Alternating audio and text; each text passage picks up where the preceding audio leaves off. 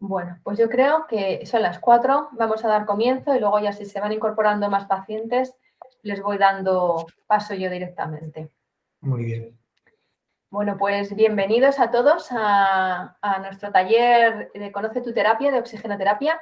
Yo soy Virginia Moro, soy la responsable del área de pacientes en Vitaler y estoy encantada de que estéis esta tarde con nosotros. Esta iniciativa que hemos puesto en marcha desde Vitaler tiene un objetivo claro y es que los pacientes de terapias respiratorias domiciliarias y vuestras familias tengáis acceso a una buena información, porque estamos seguros que es la forma de garantizar una buena experiencia con los tratamientos. Somos conscientes de que cuando el médico os ha indicado que teníais que utilizar oxígeno, no ha tenido tiempo en la consulta para explicaros muchas veces el porqué y responder a todas las preguntas que os surgen. Y por eso queremos ser ese apoyo, que os ayude a entender el por qué hay que utilizar la terapia y poder adaptaros de la mejor forma posible. Esta tarde tenemos aquí a pacientes que habéis empezado a usar el oxígeno en el último mes y bueno, esperamos poder ayudaros a poder ser lo más cumplidores de vuestras terapias y a que os ayude todo lo posible en vuestra vida. Os quiero aprovechar también la ocasión para contaros que tenemos en la página web de Vitalaire una sección dentro de la parte de información que es talleres pacientes. Ahí podéis acceder a todos los talleres que tenemos programados para este año y podéis ir inscribiéndoos a los que os interesen. Son todos talleres gratuitos. En un momentito que doy acceso. Y bueno, pues los tenéis ahí a vuestra disposición. Antes de empezar con el taller, sí que os quiero comentar que el taller va a ser grabado precisamente para que luego lo podáis tener disponible a través de nuestra página web. Ahí colgamos todos los talleres que hacemos y así los podéis volver a ver las veces que necesitéis. Si os surge cualquier problema al descargarlo o al acceder, nos podéis escribir al correo que os indico aquí, aes-atencionpaciente@airliquide.com, que es desde el que os envié el formulario para inscribiros y el link para conectaros. Como os decía al principio, os recomiendo que tengáis la cámara si queréis, pero sobre todo el micrófono apagado mientras hablan los ponentes para evitar interrupciones, porque si no, no oiremos muy bien lo que nos están explicando. Eso sí, en cualquier momento podéis lanzar vuestras preguntas a través del chat, bien levantando la mano que os pone aquí en la barra de herramientas en la parte de abajo de la pantalla y activando el micrófono. Y de todas formas, nuestros ponentes dejarán tiempo después de cada parte y al final del taller para resolver las dudas que os hayan surgido. ¿De acuerdo? Así que, bueno, voy a dar paso a nuestros ponentes. De esta tarde son 2 enfermeros de Vitaler con gran experiencia en las terapias respiratorias a domicilio. Por un lado, Carlos Fernández, él es responsable asistencial referente de Vitaler en Galicia, y Raquel Cantero, que es responsable asistencial referente también en la zona de Castilla y León. Ellos serán los que nos ayuden esta tarde a comprender un poquito mejor la terapia de oxigenoterapia. Sin más, les doy paso y bienvenidos a todos esta tarde. Adelante. Pues muchas gracias, Virginia, estar aquí en un episodio más de Talleres Paciente Vital, en esta ocasión con muchos pacientes que se han unido y en una sesión muy motivadora porque son en su mayoría gente que han empezado el tratamiento y creemos que es una gran oportunidad para manejar desde el comienzo del inicio de la terapia unos hábitos y unas directrices muy claras para seguir con seguridad el tratamiento y poder tener unas ideas claras de cómo seguir unos hábitos de vida saludables y, en definitiva, mejorar la calidad de vida de los pacientes. Entonces, vamos allá con el taller de hoy, en el que vamos a hablar sobre qué es la insuficiencia respiratoria crónica. Ahí muchos de vosotros, todos vosotros estaréis incluidos con un tipo u otro tipo de patología. Os vamos a explicar un poquito.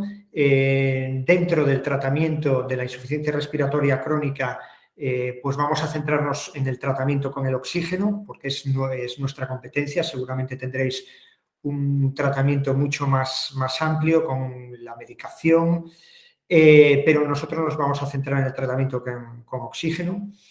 Vamos a hablar qué es una exacerbación, una de las partes fundamentales para sobrellevar bien la enfermedad y tener el menor número de repercusiones en la salud si sabemos controlarlas desde un comienzo y sabemos qué es, identificarlas y cómo actuar. Luego veremos una serie de hábitos de vida saludables que os van a ayudar también a sobrellevar la enfermedad. Vamos a dedicar un pequeño tiempo a practicar lo que os estamos enseñando en el taller o que pretendemos daros a conocer en el taller de hoy. Será algo de una forma muy distendida en la que trataremos de que participéis de forma amena. No es un examen ni vamos a enviaros notas a casa, tranquilos.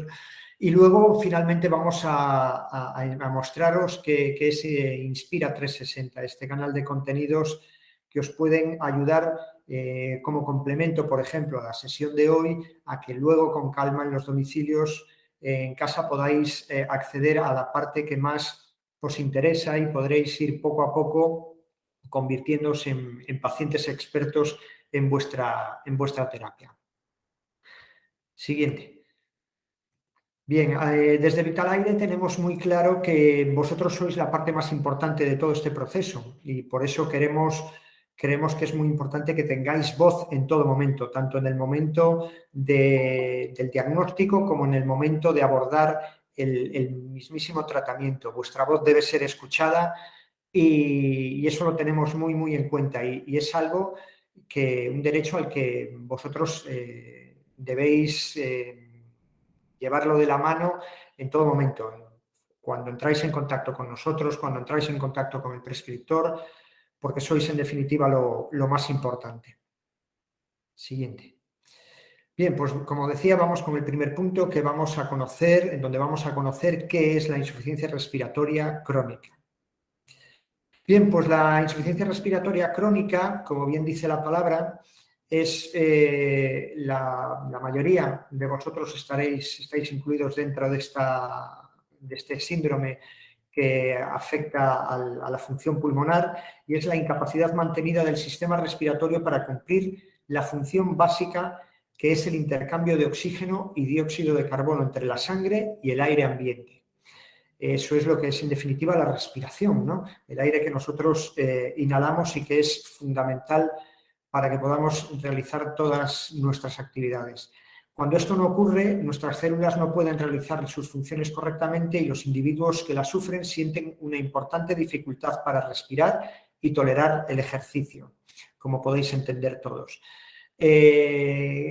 Básicamente, hemos tratado de resumir las afecciones que más se identifican con la insuficiencia respiratoria crónica, como son el asma, la bronquitis, el enfisema pulmonar, la neumonía.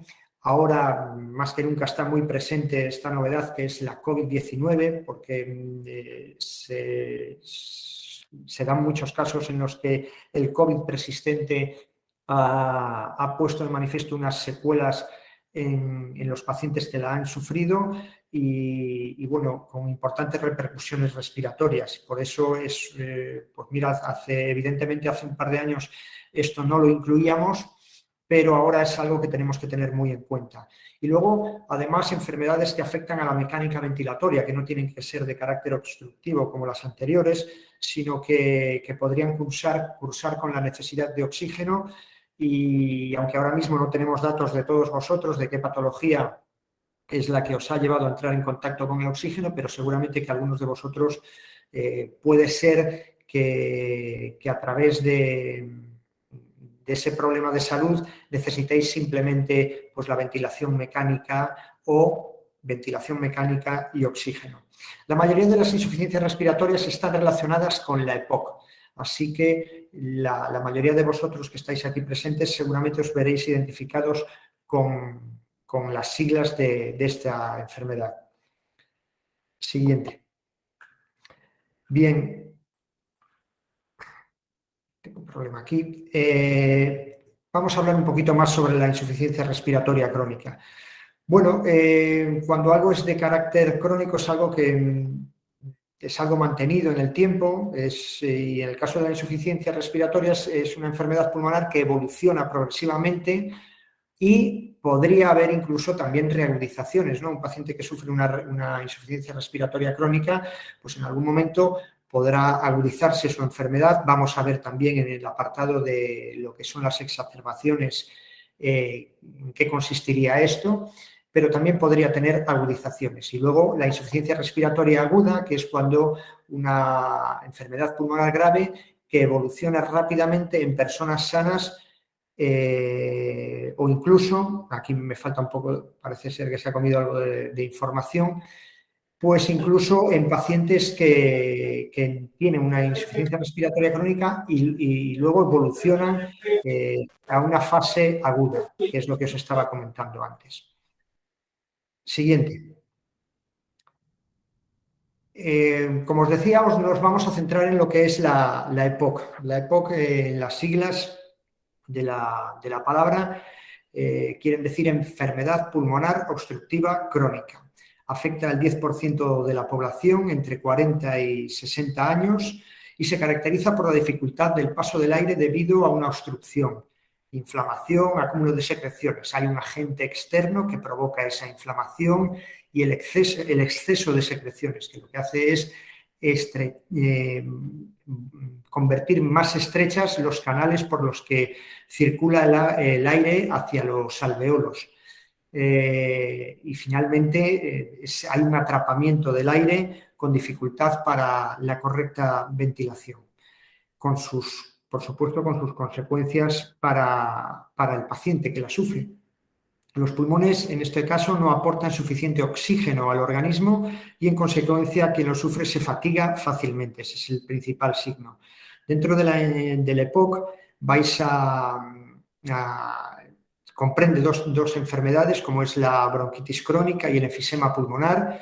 La bronquitis crónica es un cuadro clínico de tos productiva en la mayoría de los días de la semana, en 3 meses seguidos, durante un año y luego repetido al menos durante 2 años este proceso para tener este diagnóstico de bronquitis crónica. Es la parte inicial de la enfermedad.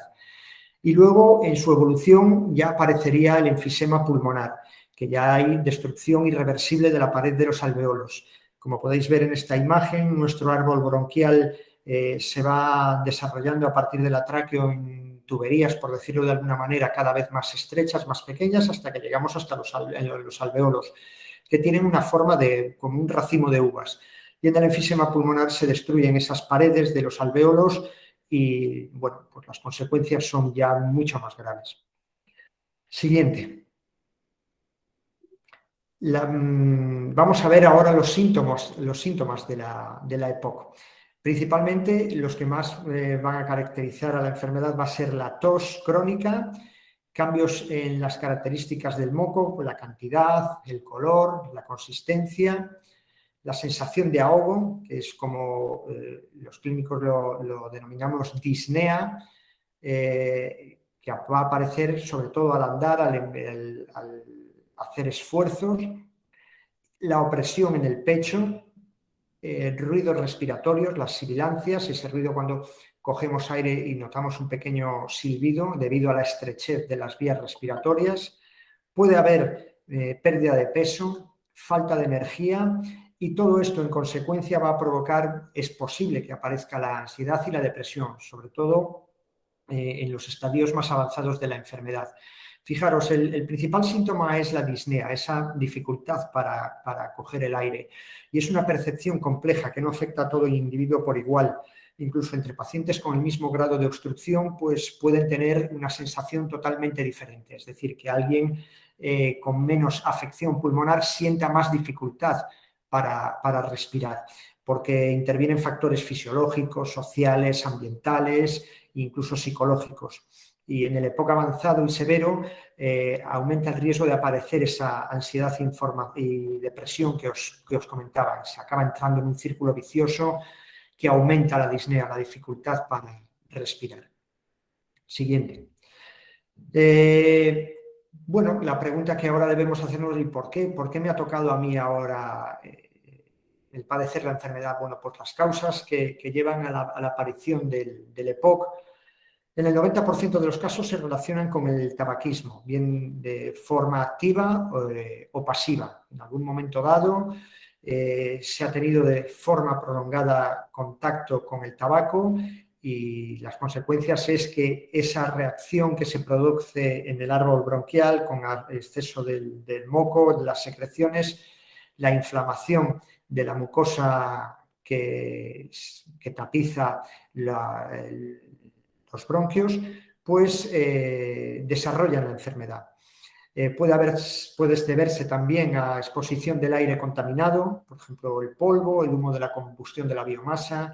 Hasta hace muy poco, pues en las zonas rurales pues, había mucha exposición al humo de las chimeneas y era constante durante todos los inviernos, durante muchos años, y podría ser también un factor desencadenante. La propia contaminación ambiental, que sabéis que sobre todo en las ciudades está muy presente, el contacto con ciertas sustancias químicas, ya de carácter en la exposición laboral que alguien pueda tener a lo largo de su vida laboral, las infecciones por bacterianas o víricas, gente pues, más susceptibles a las infecciones y que continuamente han estado colonizando a ciertos pacientes si pudiera ser esta la causa. Y luego hay un pequeño grupo que afecta simplemente, a lo mejor afecta simplemente al 1% de los pacientes que desarrollan la enfermedad, que es el déficit de la alfa-1 antitripsina, que bueno, es una enzima que es muy necesaria para conseguir que cuando aparecen esas reacciones de secreciones en el árbol bronquial, pues que se eliminen esas secreciones correctamente. Y cuando no tenemos esta enzima presente, pues lo que ocurre es que se desarrolla la enfermedad del EPOC. Siguiente. El tratamiento. Bien, pues a día de hoy pues no existe todavía una cura para poder solucionar de forma radical el EPOC, pero se pueden controlar la progresión de la enfermedad y se pueden tratar la sintomatología que provoca. ¿Y cuál es? Bueno, creo que todos los que seguramente tengáis ese diagnóstico de EPOC y que ya sabéis que el motivo generalmente habrá sido pues la relación con el tabaco durante muchos años, pues el primer acto que debemos que abordar es el romper con el tabaco, no fumando. El tabaco debe cancelarse por completo. Sí, debemos seguir el tratamiento indicado por el médico, debemos cambiar el estilo de vida, tratar de concienciarnos para aumentar la actividad moderada, vacunarnos en caso de, sobre todo en los pacientes más expuestos a las infecciones, pues a la gripe, y ahora está muy presente la vacuna del COVID. Es muy importante estar preparados para, en caso de que haya una colonización, poder que el cuerpo disponga de todos los mecanismos de defensa, y para eso están las vacunas. Es algo muy importante. Debemos utilizar el oxígeno las horas que nos ha pautado el médico y debemos conectarnos a la ventilación mecánica durante las horas de sueño si también ha sido indicada. No necesariamente tiene por qué haber una indicación de ventilación mecánica. Solo en un pequeño grupo seguramente de pacientes, pues este tipo de tratamiento complementario también será necesario. Con respecto al tratamiento, dos cosas fundamentales que debemos insistir en ellas: el dejar de fumar y el cumplir estrictamente la pauta de oxígeno que nos ha indicado nuestro médico, y ciñéndonos a esa pauta, no aumentándola. Ya en los años 80 aparecieron dos estudios muy clarificantes con respecto a que el oxígeno debe utilizarse al menos 15 horas al día para que sea eficaz, para poder aportar ese grado de supervivencia que nos va a transmitir si cumplimos con la pauta. La oxigenoterapia mejora la disnea y la tolerancia al ejercicio. Vamos a sentir que nos encontramos mejor, porque la disnea va a desaparecer en gran medida, y también reduce el trabajo de la musculatura accesoria respiratoria, ¿vale? Entonces es muy importante no fumar, cumplir la pauta de oxígeno y vacunarnos. Siguiente. Bien, vamos a hablarnos un poco más en profundidad del tratamiento con oxígeno, porque es el nuevo elemento que ha entrado ahora en vuestras casas, en vuestros tratamientos. y tendréis ahora muchas preguntas sobre cómo manejar el tratamiento con respecto al oxígeno. Siguiente. Bien, la oxigenoterapia domiciliaria consiste en administrar un flujo determinado de oxígeno para corregir su déficit en sangre. El oxígeno es un medicamento y debe ser prescrito por el médico.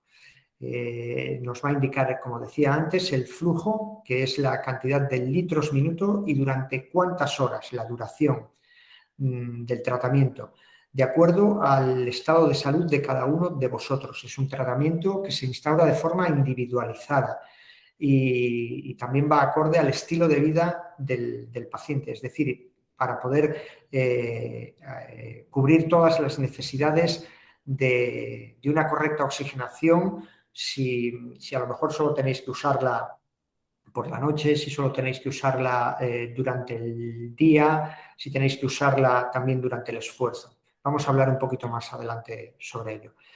Y para usar el oxígeno es obligatorio dejar de fumar, es importante. No vamos a dejar de repetir una de las acciones más importantes dentro del tratamiento, romper con el tabaco.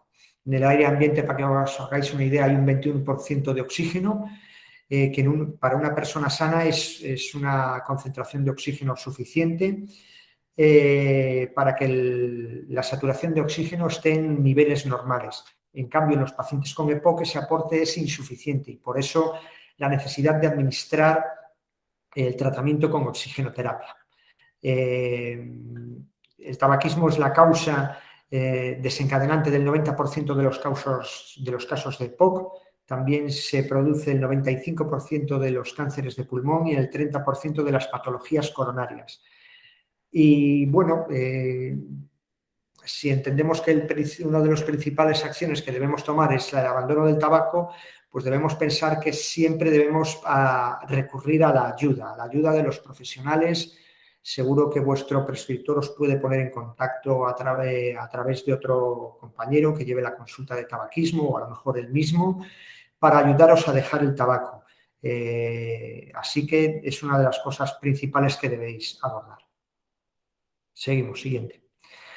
¿Qué beneficios nos va a aportar la oxigenoterapia? Pues va a corregir el déficit de oxígeno en la sangre, va a mejorar la función pulmonar, va a disminuir la sensación de ahogo, va, en definitiva, a aumentar la supervivencia del paciente que está tratado con oxígeno, siempre y cuando cumplamos la pauta indicada, muy importante, y en su justa medida. Puede ser que a lo mejor tengamos una indicación del médico que ante una pequeña crisis pues que podamos aumentar el oxígeno, pero solo en esos casos. Nos consta como expertos en las terapias respiratorias relacionadas sobre todo con el oxígeno que muchos de vosotros en algún momento pues tenéis que modificar esa pauta siempre bajo criterio médico y a lo mejor después cuando volvemos a estabilizarnos pues esa pauta sigue alterada, adaptada a esa pequeña crisis, pero debemos volver y si a la pauta indicada inicial de origen y si hay alguna duda, pues debéis entrar en contacto con vuestro prescriptor para poder clarificar cuál es la pauta correcta. El oxígeno también reduce el agravamiento de la enfermedad, aumenta la tolerancia al esfuerzo y os va a permitir ser más autónomos.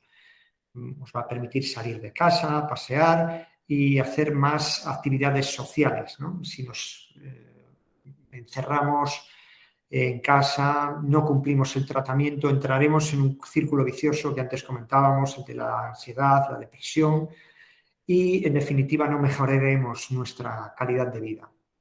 Entonces, fundamental cumplir la pauta. Siguiente. Bueno, cada uno de vosotros habéis tenido pues esa indicación de oxígeno, cada uno de vosotros con una fuente posiblemente distinta, aunque bueno, la más frecuente es la del concentrador estático. Y aquí os queremos mostrar, daros una imagen de cuáles son todas las fuentes que podéis tener acceso. No es una elección, aunque sí, evidentemente, como decíamos en el comienzo del taller, que sois una parte muy importante también en el diagnóstico. Entonces, vuestro prescriptor va a encontrar la fuente que mejor se ajusta a vuestras necesidades. Hay pacientes demandantes de oxígeno solo en el reposo, hay pacientes demandantes de oxígeno solo en el esfuerzo y hay demandantes de oxígeno en reposo y en esfuerzo. Tendremos entonces los recursos que tiene el prescriptor para corregir esos niveles de oxígeno en sangre, las botellas, que es el método tradicional de inicio en el origen del tratamiento con oxígeno. Solo existía esta posibilidad. Hoy día es muy raro que algún paciente tenga una indicación de oxígeno mediante botellas. Está generalmente relacionado pues, con el tratamiento de las cefaleas por racimo. A lo mejor aquí hoy hay alguien presente que ha sido diagnosticado el oxígeno por este motivo. Luego puede haber otra indicación que sería el tanque de oxígeno líquido con una mochila. Esto ya sería para un perfil de paciente que deambula y bajo unas condiciones en las que las otras opciones de oxígeno en movilidad no son viables o no oxigenan correctamente al paciente debido generalmente a la alta demanda de oxígeno. Entonces, cuando hay esas altas demandas de oxígeno, pues pacientes con mayor gravedad, pues suele estar indicado el tanque de oxígeno líquido, con una pequeña mochila que se recarga y que permite al paciente, pues bueno, enfrentarse al esfuerzo acompañado de esta pequeña mochila que pesa unos 4 kilos a modo de bandolera. Luego está el concentrador estático, que es el aparato que veis en el centro de la imagen, que es el más frecuente.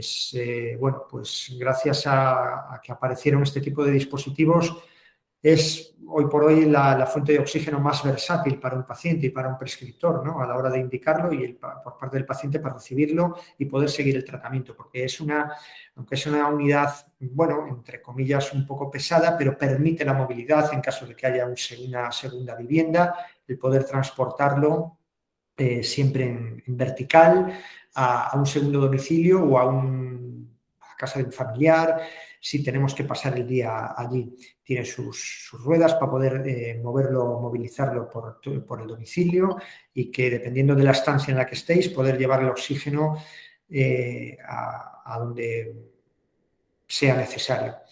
Y a la derecha veis dos opciones que sería el concentrador portable, que es un concentrador, bueno, más pequeño que el concentrador estático y que permite la movilidad. Lo que pasa es que tiene sus limitaciones. Todos los equipos eléctricos que permiten la movilidad, como es el concentrador portable y el concentrador portátil, tienen el pequeño hándicap que funcionan a baterías, evidentemente, y esas baterías tienen una autonomía, pero siempre la verdad que con bastante versatilidad para poder hacer actividades sociales a cualquier paciente.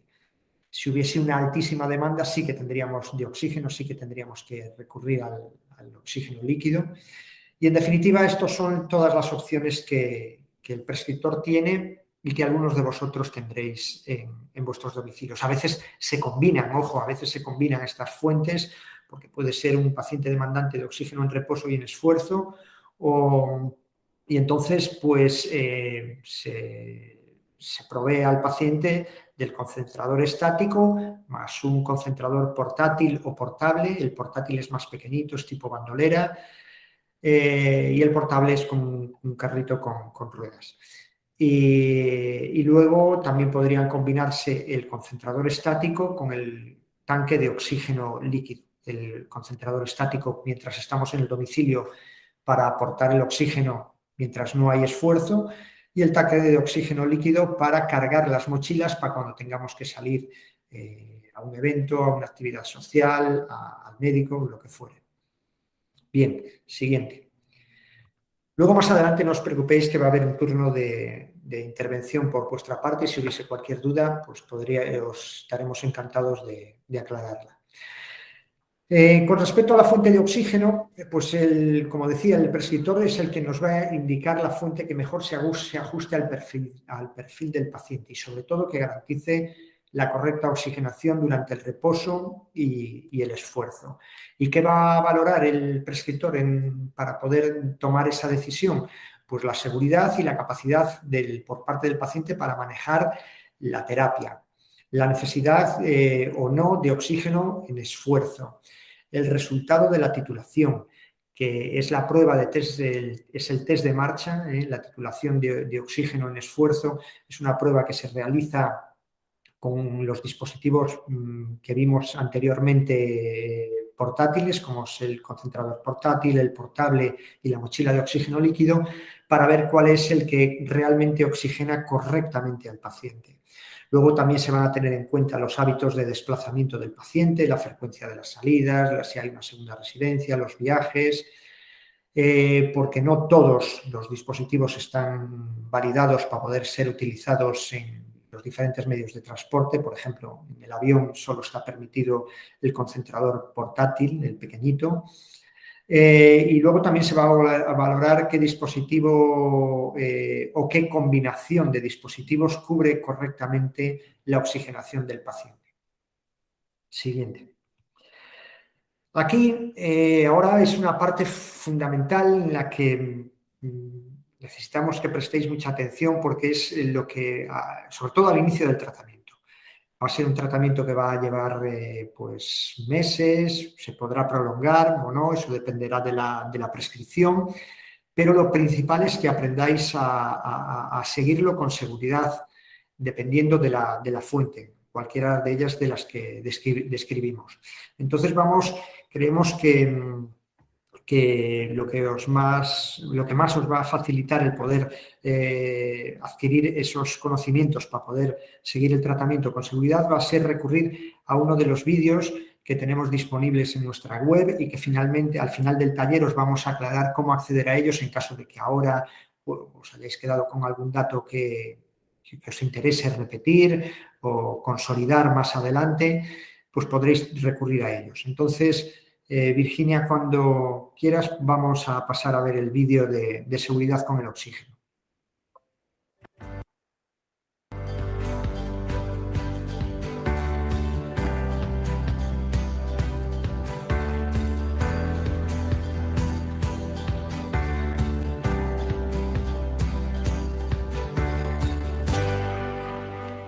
María, me han dicho que no se debe fumar cerca del oxígeno, pero ¿realmente es tan peligroso? ¿Hay más precauciones que deba tener en cuenta al utilizar el tratamiento? Fumar cerca del oxígeno es peligrosísimo, Isabel.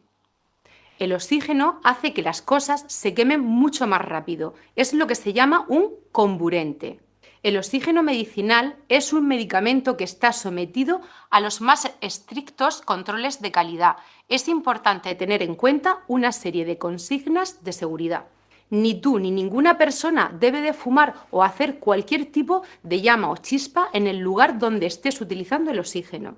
Si estás en algún lugar con puntos calientes o llamas, por ejemplo, una estufa, una chimenea o tienes una vela en la mesa, debes mantenerte por lo menos a unos 3 metros de distancia. Cuando cocines, extrema las precauciones para mantener el oxígeno alejado de las fuentes de calor como la vitrocerámica o el horno. Eso sí, cocinar con un microondas es seguro.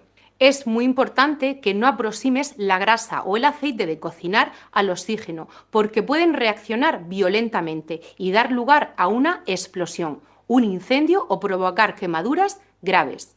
Mantén lejos del oxígeno los líquidos que pueden inflamarse como, por ejemplo, los productos de limpieza que contienen aceite, grasa, alcohol u otros líquidos que pueden arder. No se deben de cubrir los equipos de oxigenoterapia con ningún tipo de material, como trapos, ropas, cartones, plásticos o meterlos dentro de ninguna caja o armario. Siempre debemos asegurar que estén en un lugar bien ventilado. Recuerda que los equipos no deben estar a la intemperie, como en terrazas, patios, etc., para evitar que se mojen o estén expuestos al sol y puedan deteriorarse. No debes de utilizar cremas en la cara ni en la parte superior del cuerpo. Como sé que eres coqueta, te recomiendo que uses aloe vera y productos de hidratación faciales libres de aceite. Revisa siempre que el equipo y sus accesorios, como la mascarilla, gafas nasales, cables, están en buen estado. Si, por ejemplo, ves que los cables eléctricos o los enchufes están en mal estado, doblados, pelados, mordidos, no los utilices. Nunca debes manipular los equipos con ningún tipo de herramienta. Debes ventilar periódicamente las estancias donde se emplea oxígeno. Por ejemplo, puedes abrir las ventanas un par de horas al día. Para prevenir situaciones de peligro, instalamos un dispositivo que se llama FireSafe, un cortafuegos, una válvula de seguridad pequeña y ligera que impide la propagación del fuego. Se coloca entre las gafas nasales y la alargadera, y entre la alargadera y otra muy cortita que sale del dispositivo, lo más cerca posible del paciente y según el sentido del flujo del oxígeno. El FireSafe permite reconducir los accidentes relacionados con el mal uso del oxígeno en presencia de fuentes de calor, pero su uso no exime del cumplimiento de las demás consignas de seguridad que hemos estado explicando antes. Otra cosa importante en relación a este dispositivo es su limpieza. Cuando vayas a limpiarlo, recuerda usar una toallita húmeda para limpiar la superficie externa del dispositivo. No sumergirlo para evitar que entre líquido entre las conexiones con la alargadera y las gafas nasales o mascarilla. No tirar el dispositivo al hacer un cambio de gafa nasal. El FireSafe es reutilizable. De todas formas, ante cualquier duda que te surja, contacta con tu equipo Vitalaire. Para nosotros, la prioridad es la seguridad de nuestros pacientes y empleados.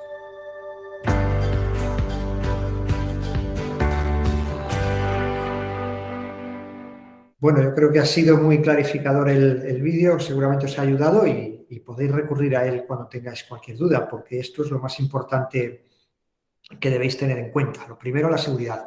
Eso sí, no penséis, bueno, a lo mejor alguno de vosotros podrá pensar ahora mismo, caramba, me da miedo, me da respeto manejar el oxígeno. Bueno, hemos tratado de insistir en esas medidas de seguridad porque a veces aparecen accidentes en gente generalmente que ha cometido alguna negligencia y ha podido aparecer ese incidente con el oxígeno, pero no es frecuente. El oxígeno es seguro, es un medicamento y es seguro trabajar con él. Así que si cumplís esas premisas de seguridad, no vais a tener ningún problema. Fundamentalmente va a ser no fumar cerca de donde haya oxígeno, no aproximarlo a ninguna fuentes de calor, no manipular herramientas. Cuando igual os preguntáis, bueno, ¿cuándo voy a tener esa necesidad de usar una herramienta? Pues a la hora de abrir la botella. Una cosa que no hemos comentado antes es que cuando se indica una fuente, la convencional, que es el concentrador estático, siempre se deja en el domicilio del paciente una botella de apoyo para que en caso de que haya un corte del suministro eléctrico, una avería, estéis cubiertos. Entonces siempre vais a tener, interactuar con las botellas también. Y, muy importante, no usar herramientas a la hora de, imaginar que tenéis atorado el grifo, pues ante ese problema debéis comunicarnos a nosotros ese problema y nosotros os ayudaremos a solucionarlo, pero nunca utilizar una herramienta. No debéis acercar grasas, aceites, cremas, pomadas, las vaselinas, así que tratad de, si alguien tiene que tratar por algún motivo, aplicar una crema en la cara y estamos utilizando el oxígeno con la gafa nasal, pues debemos acudir a la farmacia y solicitar una crema con base al agua y no que tenga como base un aceite, una grasa, ya que es inflamable. Y luego hay que tener mucho respeto cuando vamos a enchufar el cable del concentrador de oxígeno, no hacerlo a una regleta como se ha indicado, porque sí que en ocasiones hay incidentes cuando se sobrecarga la regleta con muchas cosas enchufadas al mismo tiempo. Bien, pasamos entonces a la siguiente parte y ahora aquí vamos a tratar de aclararos antes de esa parte del taller donde vais a poder entrar en contacto vosotros con nosotros, pues aclararos algunas cuestiones que generalmente son las que más os suelen preocupar o por las que más nos soléis preguntar. Siguiente. Y esas preguntas frecuentes, por ejemplo, ¿cuánto tiempo va a durar el tratamiento con oxígeno? Bueno, pues esto es competencia del médico, él es quien lo sabe, es quien os lo ha prescrito. y es el que decide cuánto va a durar ese tratamiento. Tras objetivar el nivel de oxígeno en sangre, él va a determinar esa pauta en litros, litros minuto y en horas día. Así que él será siempre el que os podrá ayudar ante una duda que tengáis al respecto. ¿Puedo prescindir algunos días del tratamiento? Pues no. Generalmente el oxígeno no se va a indicar como un mínimo de 16 horas y para que esa eficiencia aparezca del tratamiento, pues debemos cumplir con esas 15, 16 horas día. Salvo que por indicación médica esté solo indicado de forma nocturna o solo en reposo, que podría darse el caso. ¿Puedo modificar el flujo de oxígeno prescrito por mi médico? Bueno, como norma general no, pero puede ser peligroso hacerlo o hacer que el tratamiento sea ineficaz si modificamos esa pauta. Eso sí, en ciertas ocasiones y bajo autorización del médico, el flujo sí que puede ser modificado, pero solo si hay una indicación expresa del médico. Y en caso de que sea para algo puntual esa modificación, tendremos que volver a la pauta de origen. Siguiente. ¿Cuánto tiempo va a durar el tratamiento con oxígeno? Esto creo que... Perdón. ¿Cuánto me va a costar? Bien, pues nada, está cubierto el 100% por la Seguridad Social o por la compañía privada, si es así el caso. No tiene ningún coste. Nuestra obligación es daros el servicio y ante cualquier incidencia nos lo comunicáis que nosotros acudiremos para solucionar esa incidencia. Cuando salgo de casa, ¿debo llevar mi oxígeno? Pues sí, la prescripción lo indica, que si la prescripción lo indica, pues debemos llevarla. Existen equipos portátiles para facilitar la movilidad y permanecer activo, así que en caso de que seáis el perfil de paciente con necesidades de oxígeno en la deambulación, debéis llevar siempre el oxígeno. ¿Puedo continuar el tratamiento si me voy de vacaciones? Pues sí, si avisamos con la debida antelación para poder suministrar el equipo en su lugar de vacaciones, nosotros o la compañía que dé servicio en la zona de destino tendremos que facilitaros el oxígeno allí a donde vayáis. Pero claro, requerimos de vosotros esa comunicación con tiempo. Es posible que a lo mejor no de la zona de origen a la zona de destino no opere la misma compañía de terapias respiratorias y debéis por eso comunicarlo con tiempo para hacer las gestiones pertinentes y que no sufráis ningún inconveniente. Siguiente. Entonces ahora con respecto al tratamiento, a cómo manejar el oxígeno. Si tenéis cualquier duda, pues podéis contarnos y estaremos muy gustosos de solucionar cualquier duda que tengáis al respecto.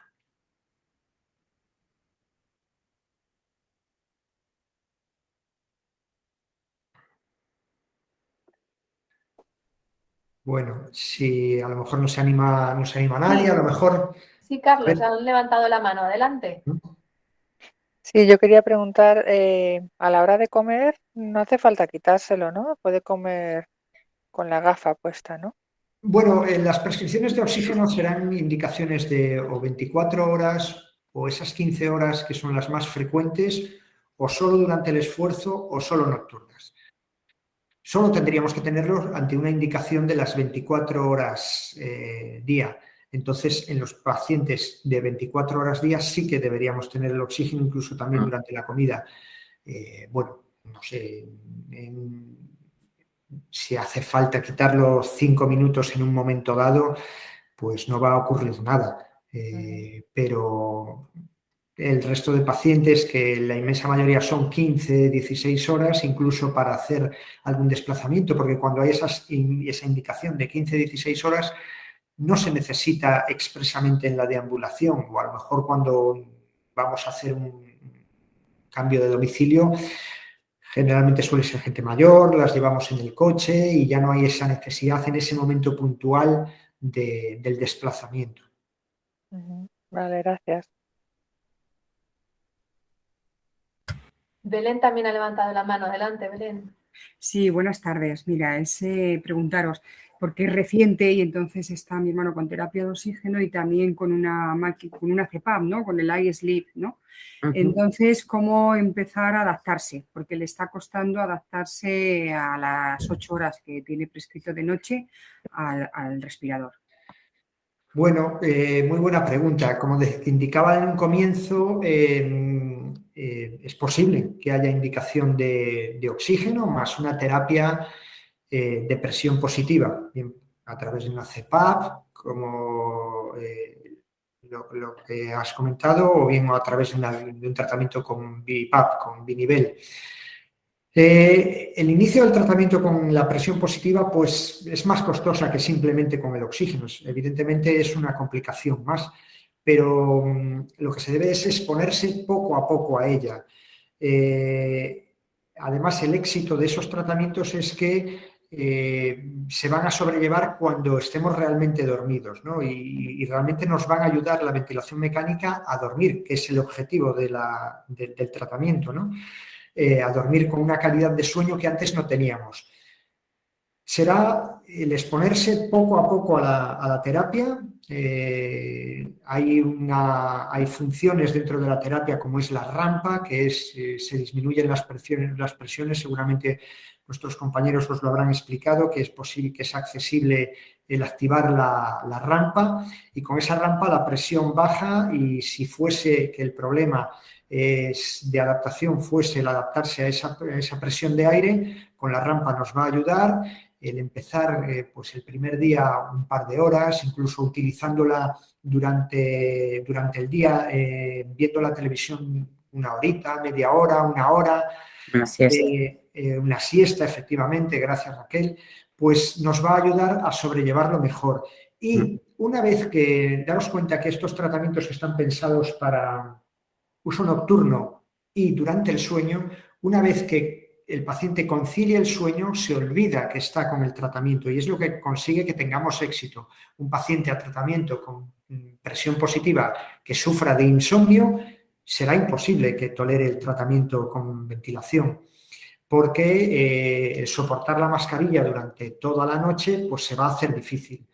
En cambio, si el paciente consigue dormirse, se va a olvidar por completo que está con el tratamiento. Sí, dinos, Belén. Sí, en eso estamos, ¿sabes? En horas de televisión, se lo pongo poco a poco.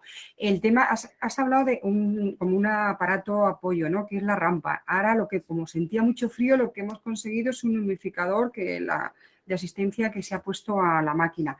Pero lo de la rampa, o ya llamamos a los técnicos para que nos digan, porque no nos lo han explicado, y si podría ser viable, nos lo explica. Bueno, no tengo claro si Sí, Raquel, por favor. No, en el equipo tienes el dibujito de la rampa. Entonces, en las iSleep viene un dibujito como una rampa. Si tú le das, entra la rampa. Si lo tenéis programado, claro. Un triangulito. Sí. Mira, si os parece, justamente como es una terapia que no es la del estudio hoy, que es la CPAP, lo que ya llamamos es y ya contactamos contigo después del Pues taller, os lo agradezco. Os explicamos, porque es que justamente sobre CPAP vamos a hacer talleres próximamente. Vale, entonces, para no liar, porque el resto de pacientes que no tengan esa terapia, lo mismo se empiezan a cuestionar qué es eso de la rampa y demás, lo que hacemos es que yo después del taller os contacto y os damos las explicaciones para ayudaros. ¿De acuerdo? Perfecto, gracias Virginia, os entiendo. Nada.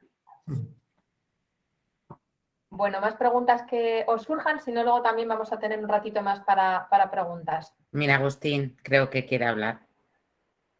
Sí, Agustín, quita el silencio del micrófono para que te podamos oír.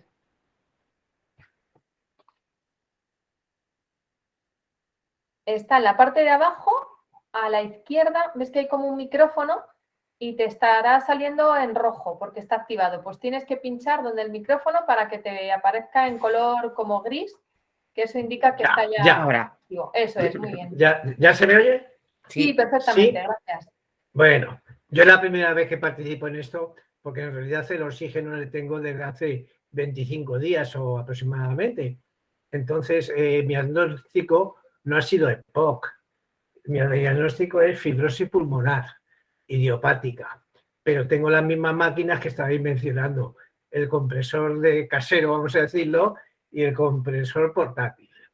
Y tengo una serie de preguntas que me surgen. Por ejemplo, a mí me mandaron un flujo en un principio de 2 litros por minuto durante 15 horas. Así fue, ¿no? El tiempo entre el intervalo de uno y otra me dijo que era mililitros al vacío, es decir, que procurase que no estuviese mucho tiempo sin el oxígeno, pero que cumpliese el tiempo, no más de 2 horas, fue lo que me dijeron. Yo tengo un problema también, una duda, es que salgo también a la calle, me lo llevo el portátil, pero no sé la equivalencia. Cuando a mí la doctora me ha mandado un 2 de flujo, luego me la ha subido ella, sin decirme que a qué número, pero en fin, yo me lo he subido un poquito y cuando salgo a la calle, ¿cuál es la equivalencia entre el portátil y el casero? Si tengo 3 en el casero, ¿cuánto sería el otro? Bien, es una pregunta muy interesante y que a veces, bueno, quizás igual los profesionales de la salud pecamos de no dar la suficiente información y es muy confuso, te entiendo, Agustín. Pues mira, cuando hay en esa pauta que nos indicas, el prescriptor debería haber indicado qué pauta tienes durante el reposo y qué pauta durante el esfuerzo, para dejarlo claro. No sé, yo te diría que pudieras, si pudieras revisar el informe médico que te lo acompañó, porque a lo mejor en el primer contacto informativo del neumólogo, pues no te quedó, te pudo aportar el dato y no nos quedó la información, y a lo mejor acudiendo a la prescripción, al informe médico, igual es clarificador y podrás tener ese dato. No existe una relación de decir, si tenemos el concentrador a 2 litros, pongo el portátil a 2 pulsos. Puede coincidir y puede no coincidir. Quien lo sabe es el médico. Entiendo que el médico debió hacerte en el momento de la prescripción e indicación del oxígeno portátil, pues una prueba que se llama el test de marcha que comentábamos antes, para ver si con el oxígeno en deambulación, con esa fuente que te ha indicado, oxigenas correctamente. Entonces, pues podría haberlo indicado en modo continuo o en modo pulso, las 2 opciones de tratamiento que hay con los portátiles o portables. Eso tiene que estar en el informe médico. Revísalo. Entiendo, vale. En caso de que revisando el informe médico no te quede claro, escríbenos si quieres al correo y nos haces la pregunta y nosotros tratamos de indagar para ver si en esa indicación del médico a nosotros sí que nos la detalló y podemos ayudarte y aclararte la duda al 100%. Creo que no se detalló. De todas formas, lo mío fue una cosa especial porque yo tuve una consulta con un neumólogo. Precisamente transcurrieron como un mes aproximadamente en una consulta telefónica. Yo le dije, en este caso a la doctora, que tenía el oxígeno muy bajo. Ella, sin más, sin mirarme, sin verme, automáticamente le pasó a usted las instrucciones para que me mandasen entonces el compresor. Y eso sí, a usted le dijeron entonces que sería entonces un volumen de 2 litros por minuto, ¿no? Luego, posteriormente, que hablé con ella nuevamente, me dijo que, bueno, que si yo quería que podía subir, pero no ha habido ninguna prueba previa de ver cuál es mi cantidad necesaria y correcta de oxígeno. Así que lo haré para la próxima vez. Bueno, entiendo que en uno o en otro no tienen por qué coincidir tampoco, entonces la cantidad, ¿verdad?, de oxígeno. Puede ser distinta estando en movimiento a estando en reposo, es así, ¿verdad? Puede ser. Pues ya lo consulto yo con ella. Y otra cosilla sí, que me preocupa en cierta forma, porque yo me tengo que renovar el carnet de conducir para el mes de junio. La pregunta, ¿lo que padecemos entonces de fibrosis, hay posibilidad de seguir con el carné o posiblemente lo anulen, no lo anulen ya? No, es compatible. De todas formas, date cuenta Es que compatible. con tu indicación de 15 horas día, te permitiría que en el momento de la conducción, en el peor de los casos, que ¿Sí? no pudieras conducir con el oxígeno, no ir Perfecto. con él, porque al conducir tú vas sentado, no estás sometido a un Sí, esfuerzo. sí, Y bueno, con 15 horas tendrías 8, 9 horas al día para poder sí. disfrutar Perfecto. de la libertad de estar sin oxígeno. Aunque bueno, es cierto, Muy bien. eso sí que es correcto, lo que comenzaste indicando en tu exposición, que te dijo que no más de 2 horas sin oxígeno.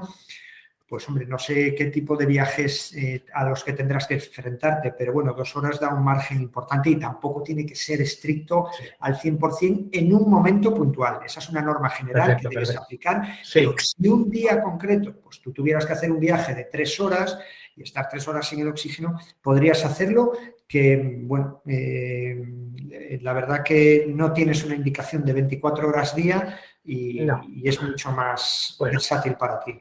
Sí.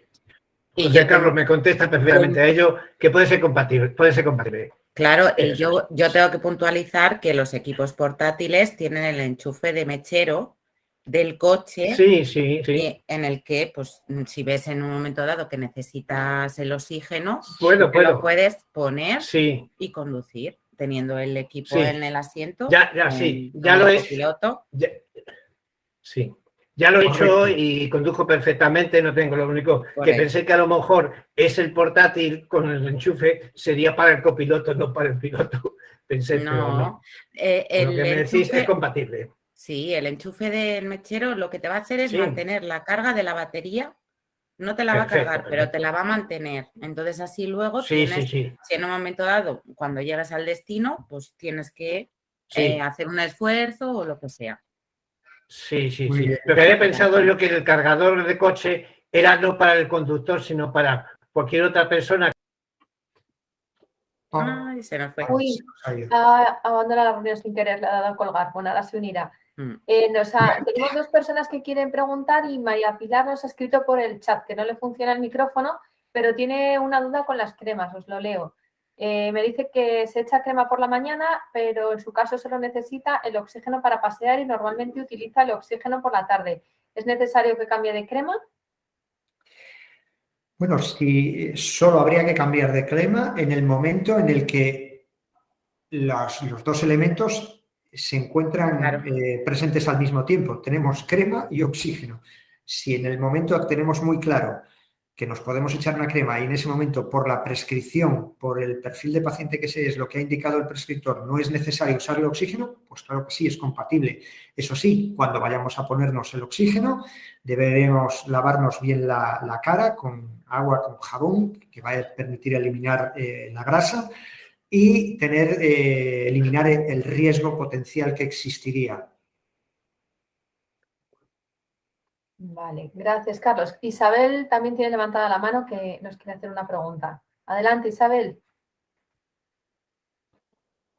No te oímos. Tienes que activar el micrófono. No te oímos, Isabel. Es en la parte de abajo de la pantalla, el icono del micrófono que te aparecerá en rojo, tienes que pinchar para que te aparezca en gris y así ya se activa. Bueno, mientras lo intentas, vamos a dar paso a la otra persona que nos quería preguntar, Nino. Adelante, Nino. Hola, no, disculpar, ya la pregunta está contestada, porque es que yo llevo usando varios años el oxígeno y claro, yo conduzco con el portátil, entonces claro, me había extrañado la pregunta de Agustín de si se podía y claro, evidentemente sí se puede, porque yo llevo con el portátil y ya me hago viajes largos, o sea, con él.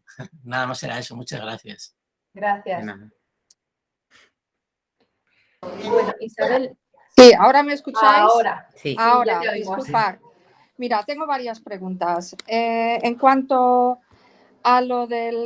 Bueno, al señor que acaba de comentar que tiene una fibrosis pulmonar, Yo trabajo aquí en una residencia y tenemos obviamente a mucha gente mayor, con EPOC, con fibrosis pulmonar, con diferentes patologías, ¿no? Y sí es verdad que cuando recibimos los informes de neumología, tengo que decir que en la mayoría de los casos yo no he visto pautas de reposo y pautas de esfuerzo. No sé por qué, porque debería de estar bien claro para aplicar un tratamiento efectivo. ¿Por qué digo esto? Porque justamente tenemos una paciente que tiene la misma patología que el señor con la fibrosis pulmonar y los hijos muchas veces pues la sacan fuera y entonces cuando se lleva el portátil, que obviamente está caminando, sube al coche, baja del coche, hace un esfuerzo, la misma pauta que tiene para el reposo no, la es insuficiente. Claro. Y entonces, claro, ¿qué pasa? Que los familiares piensan que no estamos aplicando bien las pautas porque cuando llega a casa está cianótica, etcétera, etcétera, etcétera. Entonces ahora me estoy dando cuenta que aquí es donde está realmente un problema de comunicación entre la especialidad y nosotros, los cuidadores o el cuidador en casa o el propio paciente. Pues por mi parte, yo ahora que estoy bien informada por parte vuestra y esto me ha quedado bien claro, pues vamos a hacer más hincapié con Neumo para que eso quede dejado bien reflejado en los informes. Eso es una parte. No sé si estáis de acuerdo, pero vamos, yo me he quedado sorprendida con lo de la pauta de esfuerzo y reposo, sinceramente.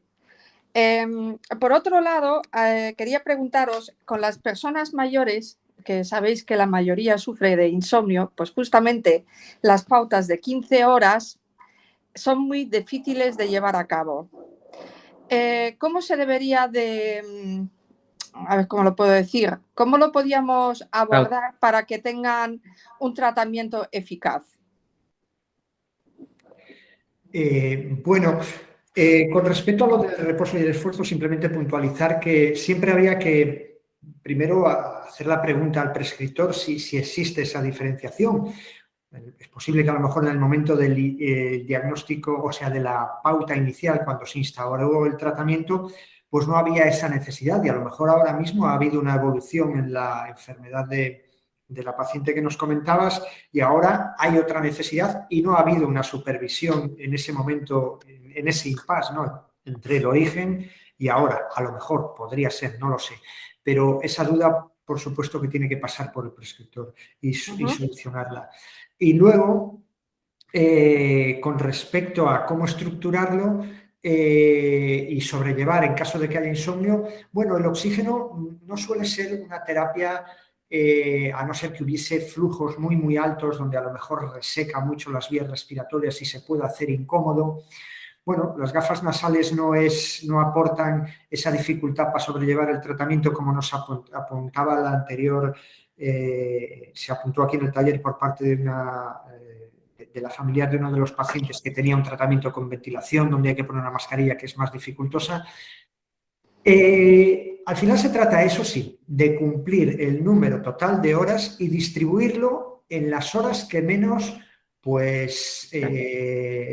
molesten al paciente. Entonces, si en las horas de sueño, por supuesto que hay que hacerlo, porque ahí puede haber desaturaciones por la propia hipoventilación nocturna, ¿no? Cuando dormimos. Entonces ahí sí que hay que aprovecharlo y aparte es cuando mejor lo tolera un paciente porque no es consciente de que está recibiendo el oxígeno. Ojo, siempre hay que tener en cuenta que cómo es la respiración del paciente. Si a lo mejor nos abre la boca, pues ya no va a ser tan eficiente, ¿no? Y si está respirando por las gafas nasales. Eso hay que vigilarlo. Y entonces ir aprovechando esos momentos del día para que no se convierta en una tortura y instaurar esas pautas, pues por ejemplo, pues para comer iguales molestos en alguien que tenga solo 15 horas, pues lo retiramos. En un momento en el que a lo mejor la persona interacciona con los demás, pues a lo mejor en ese momento lo quitamos si no hay una indicación que en el momento del esfuerzo, porque a veces incluso un paciente simplemente hablando se acaloran hablando con una conversación con otro paciente y hay más demanda de oxígeno. Pues si eso no es así, en esos momentos retiramos el oxígeno y cuando estemos cuando el paciente esté más tranquilo, aprovechar para usar el oxígeno. Pero sobre todo es concienciación, de hablar con el paciente para que trate de poner de su parte lo que a él le compete, que es seguir el tratamiento. Es evidente, mejor que no lo hubiéramos tenido, pero tenemos un problema de salud y que tenemos que tratar. Entonces, se basa en jugar con esos tiempos. Vale, ahora tengo No sé si una... Raquel... Yo tengo, sí, yo os quiero comentar que, a ver, me aconsejan que se ponga el oxígeno, sobre todo en las horas nocturnas, que como bien ha dicho José Carlos, es cuando se puede desaturar y es cuando el cuerpo está más relajado y coge mejor el oxígeno, o sea, satura mejor, ¿no? Con el aporte. Y después de comer, con la digestión, en las siestas o así, que también el cuerpo necesita el oxígeno pues para hacer la digestión y bueno, pues así le das el aporte que necesita. Entonces yo creo que las mejores horas que necesita el cuerpo son esas. Luego ya, claro, depende de mucho del paciente, de la movilidad, de todo. Vale, una última pregunta. ¿Cuándo se podría, a ver cómo lo digo, el alta entre un domicilio y otro, con cuánto tiempo de preaviso hay que notificarlo? O sea, quiero decir, un residente que está en una residencia hoy, dentro de 5 días, le trasladan a otro centro. ¿Es tiempo suficiente para avisaros el nuevo domicilio o el residente se tiene que llevar los dispositivos y una vez esté en el nuevo domicilio se le da de baja y de alta ahí? Pues ojo, hay que tener en cuenta si ese segundo domicilio es dentro de la misma zona del mismo área sanitaria. Sí. Si es dentro del mismo área sanitaria, pues ya es competencia del paciente y de la familia, no es competencia de la empresa de terapias. Es decir, nosotros cuando hablamos de esa movilidad de transportar la fuente es cuando es entre diferentes áreas sanitarias. Pero cuando es dentro del área sanitaria, el concentrador estacionario se puede cargar, se puede meter en el coche vertical, como hemos dicho antes. Lo que no es la botella de apoyo, eso sí que hay que comunicarlo y a lo mejor nosotros podemos tratarlo con no tanta celeridad, porque la probabilidad justo que haya un incidente en el momento de que se hace el cambio, pues es realmente muy pequeña. Y entonces nosotros con más calma y cuando ya estéis asentados en un nuevo domicilio, podría llamar el paciente y decir, mira, ya estoy ubicado en este nuevo domicilio, voy a estar pues por 15 días, un mes, necesito la botella de apoyo. Entonces sí que la botella de apoyo debemos encargarnos nosotros. Pero dentro de un área sanitaria debe encargarse el paciente de llevar el concentrador estático de un domicilio a otro. El paciente se entiende la familia, los cuidadores. Vale. De hecho, a ver, yo también cuando hablo con más pacientes que me preguntan, yo sí les digo que si nos podéis avisar con unos días de antelación, aunque solo sea en la misma provincia, pues me voy de esta residencia al domicilio de mi hijo. Pues nosotros podemos hacer ya el trámite y podemos hablar con el familiar, oye, llévate el equipo, tal, y luego ponemos en la botella y la retiramos del otro lado. Yo creo que también el avisarlo antes nos facilita a nosotros el conocer el nuevo domicilio. 3-4 días sería suficiente para hacer. Online, ¿no? Directamente online a vuestro... Por ejemplo. A la dirección que habéis facilitado. Vale. Ok. Y bueno, una cosa, Isabel, la dirección que hemos facilitado es para dudas relacionadas con el taller. No, otra. La de Vital Aire. Esa. Ahora la pongo también en el chat para que la o el teléfono. Vale. Y luego mi última preguntita es el FireSafe, el cortafuego que habéis mencionado antes, que viene en el dispositivo concentrador estático. En 2 de los concentradores que tenemos hemos visto que se dobla y con ello dobla el tubo o el alargador que está conectado a la gafa nasal y entonces hace codo. ¿Eso es normal o tenemos un FireSafe un poco defectuoso Que se dobla, has Sí, dicho. sí, Pero sí, si es, sí. si El es propio de fajer plástico seco. duro. Es rígido, sí. Pues ya, No, pues por eso lo digo. A lo mejor pero yo tenemos uno entiendo. que no está bien fabricado, quiero decir. Porque sí que he visto otros que está mucho Son más rígido y no pasa sí, esto. El pues lo Fire tienes que Safe está hecho de material de PVC rígido, no Sí. podría doblarse. Lo que sí que es cierto que en un punto de unión, como es lo que hace el Fire Safe, al mismo tiempo une dos trozos que es de la alargadera de oxígeno más el catéter, Eso la es. cánula, la gafa nasal, pues justo en el conector que entra bien por un lado, bien por el otro en el Fire Safe, podría doblarse el catéter de las mangueras, ya digo, o de la gafa o de la alargadera, pero nunca el Fire Safe. No, de la largadera, claro. por el peso del... Pero el Fire Safe a ese nivel debería estar ubicado en torno a la altura del suelo. Claro. A la altura del suelo y a no del ser que suelo. lo tengas en un sitio alto, no debería nunca hacer un acodamiento. Es cierto que las mangueras son susceptibles de acodarse, pues sobre todo justo en el sitio por donde salen del concentrador, pero justo en el Fire Safe no debería porque esa pieza debería ir en el suelo y permite que vaya recto. Que vaya recto exactamente y que no se doble ahí, a no ser que el Fire Safe lo estéis colocando en una zona que efectivamente que cuelgue, entonces llevadlo al suelo, que no hay ningún problema y está pensado para que esté perfectamente... Vale, me lo miro. Vale. Me lo miro. Vale, muchas gracias. Nada. De nada. Bueno, pues si os parece, vamos a seguir adelante con el taller porque nos quedan dos bloques que queríamos explicaros, que es el tema de las exacerbaciones y los hábitos de vida saludables. Sí, perdona, una consultilla de... Sí, dinos. Yo ya digo que llevo aproximadamente 20 días con ello, ¿no? La pregunta, ¿la forma de respirar es normal? Es decir, inspiración y expiración, ¿será por la nariz? ¿Será una parte por la boca y otra por la nariz? ¿Cómo es la respiración cuando se tiene el oxígeno? ¿Normal? Pues, sí, debes hacerlo si tienes una gafa nasal, debes hacerlo por la nariz, boca cerrada y por la nariz, siempre por la nariz. Perfecto. Nos va a ayudar a introducir el aire. Si es, claro, en pacientes con altísima demanda, en estado a lo mejor semicomatoso, que no tienen el nivel de conciencia alterado, encamados, pues ahí se puede administrar a través de una mascarilla.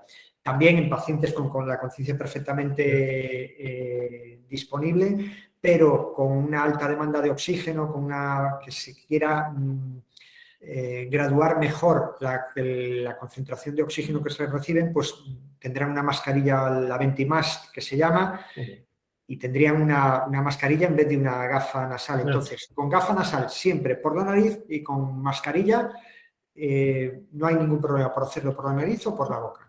Perfectamente. Pregunta contestada. Muchas gracias. Bueno, pues si os parece, seguimos adelante con el tema de las exacerbaciones y luego los hábitos de vida.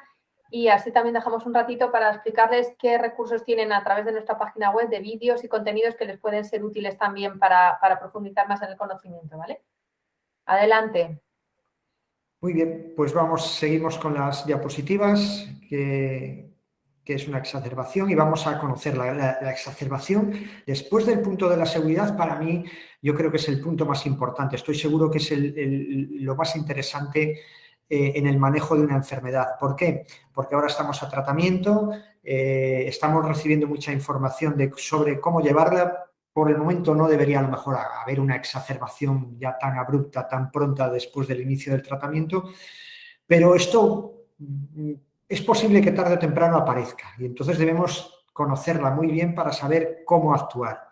¿Y qué es una exacerbación? Es una agudización, un empeoramiento repentino, ¿no?, de la enfermedad que produce un cambio brusco en el estado de salud y que generalmente se debe a un proceso infeccioso.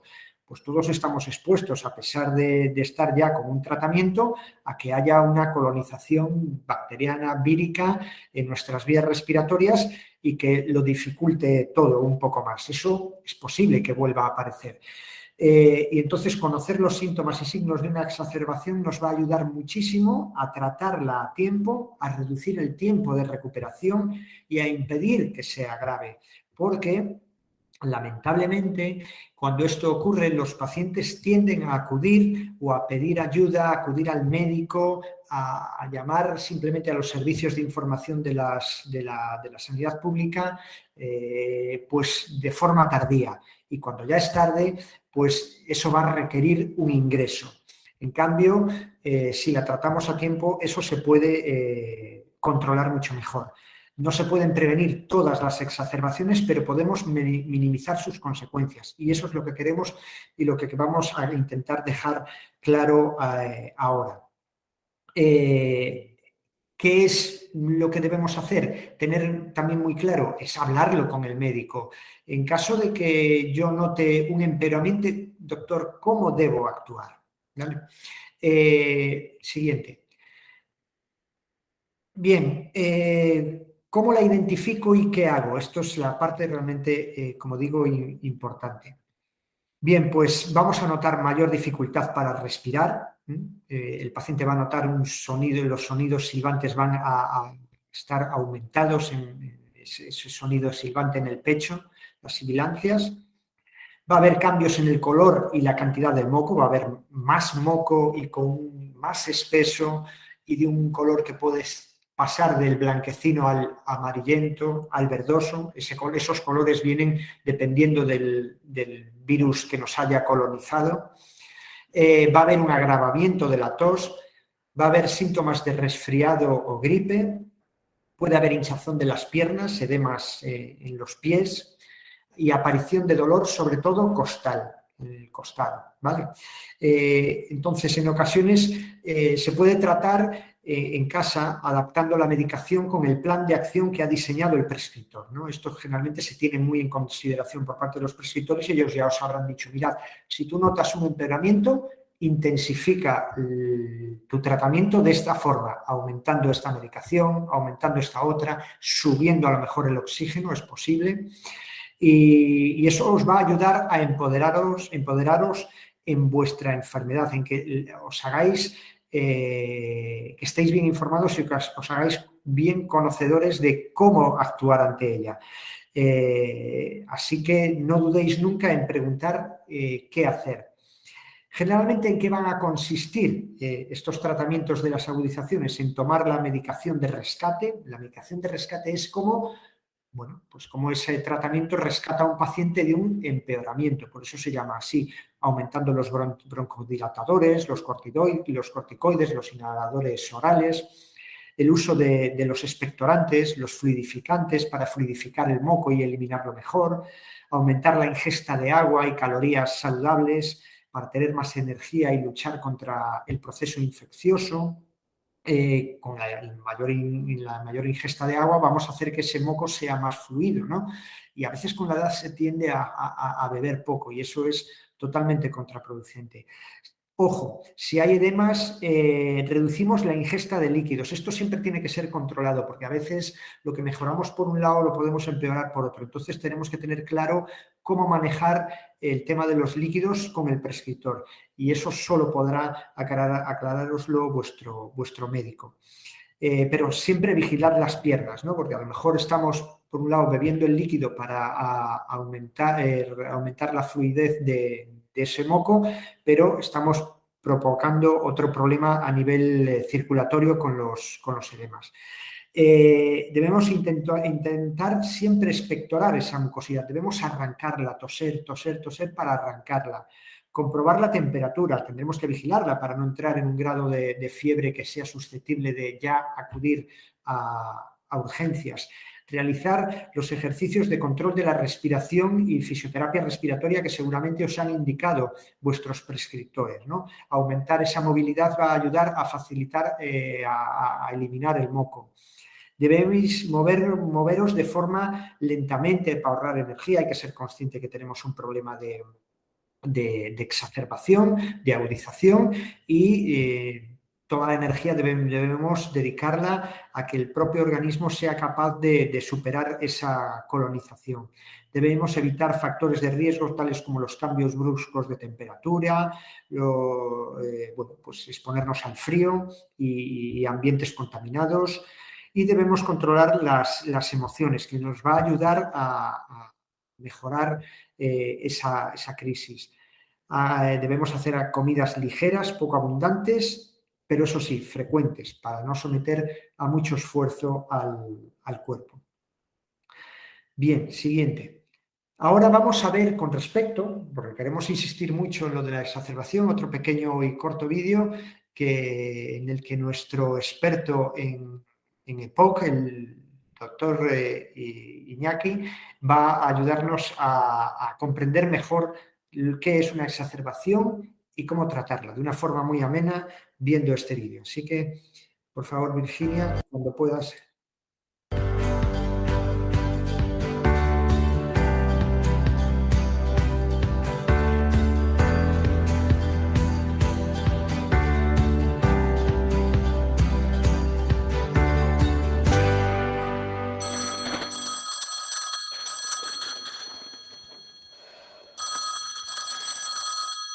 Isabel, ¿qué tal estás? Hola Iñaki. Pues no sé qué decirte. Hay veces que me siento peor a pesar de seguir el tratamiento. No sé si debo preocuparme por los síntomas y acudir al médico. Lo primero, Isabel, es que si tienes dudas, consultes con tu médico. En ocasiones, el funcionamiento de tu aparato respiratorio puede descompensarse por una infección en los pulmones o por otros motivos. Esto es lo que conocemos como empeoramiento o exacerbación. Ahora voy a decirte cuáles son los signos de alarma para que puedas identificar si estás sufriendo una exacerbación y actuar en consecuencia. Si notas más ahogo del habitual, suele ser un indicador de que algo no va bien. Tómate la medicación de rescate, tus sprays sin sobrepasar los límites que te haya indicado tu neumólogo. Quédate tranquila en casa. Descansa en posición sentada, algo inclinada hacia adelante. Siéntate en una silla con los pies separados y apoyados sobre el suelo. Inclínate hacia adelante. También puedes ponerte de pie inclinada hacia adelante, apoyándote en una repisa o inclinándote un poco sobre ella. Si llevas oxígeno en casa, colócatelo según te lo haya pautado el médico. No lo aumentes. Realiza ejercicios de fisioterapia respiratoria, pero no te agotes. Muévete más lentamente. De esta forma ahorrarás energía. Y es muy importante, si notas que sigue sin mejorar, te recomiendo que llames al equipo médico que te atiende. Otro signo que no debemos pasar por alto es el de los cambios de las secreciones. Tener más moco de lo habitual, experimentar un cambio en el color de estas, puede sugerir un empeoramiento de la patología. Si tienes estos síntomas, o bien presentas un cambio en la consistencia de las secreciones, es decir, mocos más espesos, imposibilidad de expectorarlos, esto es lo que debes hacer. Aumenta la ingesta de agua. Realiza drenaje o limpieza de secreciones, es decir, intenta expectorar. Ponte el termómetro y si tienes fiebre, más de 38 grados, llama al servicio de urgencias. Otro signo que puede manifestar un empeoramiento es la aparición de hinchazón de las piernas, es decir, edemas en los pies. Eleva los pies. Comprueba el color de las piernas. Si el problema no mejora, llama al equipo que te atiende. También deberás acudir a tu médico inmediatamente si tienes dolor, sobre todo si es costal. Si notas molestias, no dudes en acudir a tu médico y explicarle el tipo de dolor. En caso de que el dolor no sea controlable, acude al servicio de urgencias. Además del aumento de la disnea, cambios en las secreciones, hinchazón en las piernas y aparición de dolor, existen otros síntomas que te pueden hacer pensar que estás sufriendo una exacerbación. Tener más sueño del habitual durante el día o problemas para conciliar el sueño por la noche. Experimentar dolor de cabeza por las mañanas o estar irritable o confuso mentalmente también pueden ser síntomas de que algo está empeorando. De todas maneras, Isabel, si estás preocupada, ten en cuenta que la prevención siempre es nuestro mejor aliado. Y para que te pongas manos a la obra, voy a resumirte las principales consignas que debes seguir para evitar, en gran medida, una exacerbación. No fumes.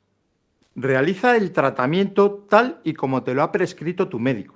En este sentido, es muy importante que realices la técnica inhalatoria correctamente. Y si tienes dudas, pregunta cómo hacerlo. Si además de la EPOC padeces otras enfermedades como hipertensión o diabetes, debes asegurarte que las tienes bien controladas. Intenta mantener una vida activa con momentos para el ocio y para relacionarte con otras personas, ya que los trastornos de ansiedad y depresión pueden ocasionar un empeoramiento de la enfermedad. Por ello, si experimentas sensaciones como tensión, miedo, angustia, opresión en el pecho o tristeza, apatía, fatiga, etc., debes buscar formas para solucionar el problema. En definitiva, cuidar tu salud emocional es tan importante como cuidar tu salud física. Es importante que tengas presente qué tiempo va a hacer si piensas salir a la calle. Si hace mucho frío o llueve, si puedes no salgas o sal bien abrigado. Acude a las visitas programadas que tengas con tu equipo médico. Busca apoyo en tu familia. Finalmente, participa en los talleres Paciente Vital que organizamos desde Vitaler. En nuestra web vitaler.es podrás encontrar información sobre los mismos. Son talleres online impartidos por nuestros profesionales, donde compartimos información sobre la terapia. Además, te van a permitir conocer experiencias de otros pacientes en tu misma situación. Estoy seguro que esto te ayudará a gestionar mejor tu enfermedad. Si a pesar de todo, Isabel, tienes que acudir a un hospital para ser atendida, allí te verán médicos que podrán evaluarte clínicamente y además te realizarán una serie de pruebas como una pulsioximetría o una gasometría para conocer la cantidad de oxígeno que tienes en sangre, una radiografía de tórax para ver cómo están tus pulmones y un análisis de sangre. Según los datos obtenidos, el equipo médico decidirá si te puedes ir a casa con un tratamiento y que te controle tu médico de atención primaria o si debes ser ingresada en el hospital. En caso de que sea necesario el ingreso, cuando vuelvas a casa debes cuidarte mucho, Isabel. Toma la medicación que te haya mandado tu equipo médico. Es posible que sea distinta a la que estabas tomando y cumple con tu tratamiento de oxigenoterapia. Con eso, poco a poco te irás encontrando más fuerte.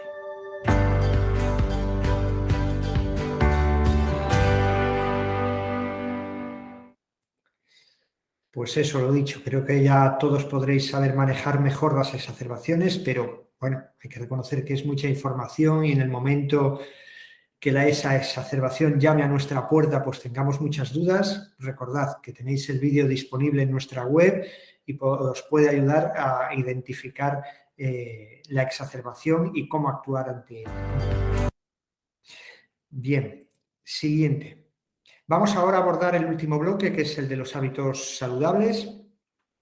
Y bueno, va a ser fundamental una buena alimentación, mantener un peso adecuado, ni estar con sobrepeso ni con un peso inferior que pueda dificultarnos enfrentarnos, por ejemplo, a las exacerbaciones.